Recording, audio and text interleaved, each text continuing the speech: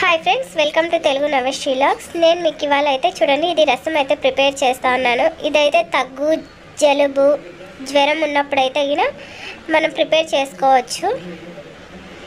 దానికోసం అయితే చూడండి, టమోటాలు, మిరియాలు, జీలకర్ర, ధనియాలు, మళ్ళీ వెల్లుల్లి, కరివేపాకు, అల్లం అన్నమాట.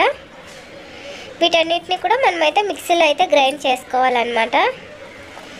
ఇప్పుడు వచ్చే రైనీ సీజన్లో అయితే ప్రతి ఒక్కరికి దగ్గు, జ్వరం, జలుబు అనేది ఉంటుంది కనుక ఈ రసం అయితే ప్రిపేర్ చేసుకోవచ్చు. ఇది మనము డ్రింక్ లాగా కూడా తీసుకోవచ్చు, తర్వాత రైస్లో కూడా తీసుకోవచ్చు అండి. ఇది ఒక ఇమ్యూనిటీ బూస్టర్ అక్కట మనకి యూజ్ అవుతుంది అనుకోవచ్చు. కషాయం లాగా కూడా జలుబు ఉండే వాళ్ళు కానీ, దగ్గు ఉండే వాళ్ళు కానీ చూడండి, వీటిని అయితే గ్రైండ్ చేద్దాము. నేనైతే ఇప్పుడైతే మనకు నార్మల్గా అయితే దీంట్లోకి చింతపండు కూడా వేసుకోవచ్చు. నేను చెప్తా ఉండేది మాత్రం మీకు ఎవరికైనా కానీ దగ్గు, జ్వరం, కోల్డ్ ఉన్నప్పుడు మాత్రం అంటున్నాను కనుక అప్పుడైతే చింతపండు అవాయిడ్ చేసుకొని ఈ విధంగా చేసుకోవచ్చు.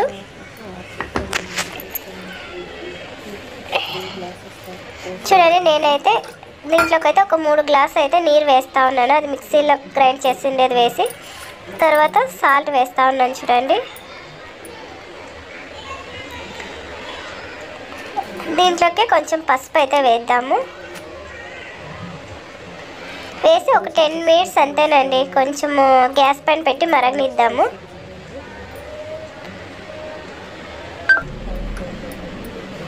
తర్వాత ఒక 1/2 టేబుల్ స్పూన్ అంత అయితే బెల్లం వేస్తూ ఉన్నాను.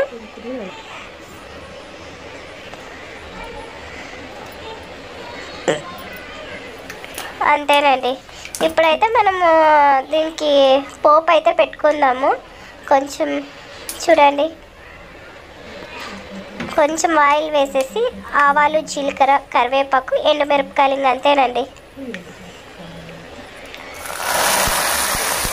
చూడండి, ఫైనల్గా అయితే మన రసం అయితే ప్రిపేర్ అయ్యింది.